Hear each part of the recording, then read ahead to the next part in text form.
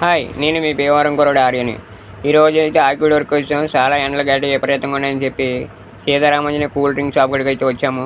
సరే అని చెప్పేసి ఎంతమంది ఉన్నారు ఏంట్రా బాబు అనేసి చూసాము. సరే ముందు ఏదో ఒకటి దావదేస్తుంది, ముందు దాహం తీసుకుందని చెప్పేసి చూస్తే ఇక్కడ ఐస్ క్రీమ్లు అయితే కనపడ్డాయి ముందు.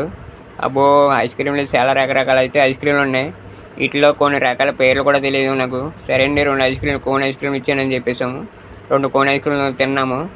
సరే, ఈ లోపల మళ్ళీ మన ఓనర్తో మాట్లాడాను. ఏంటంటే ఎంతమంది ఉన్నారు, ఎంత బాగా చాలా జనం వస్తున్నారని మాట్లాడా. ఎన్ని సంవత్సరాలు పెట్టారు ఏంటి షాప్ గురించి మనం మాట్లాడితే చాలా బాగా మాట్లాడారు ఓనరు. ఆయన మాంగారు వచ్చి 50 సంవత్సరాలతో మొదలెట్టాడంట. ఈయన వచ్చి 20 సంవత్సరాలు అంతా విజయవాడ నుంచి వచ్చి. సరే అనేసి కాసేపు మాట్లాడి ఈ లోపల 2 బాదం పాలు ఇవ్వండి అని చెప్పాను.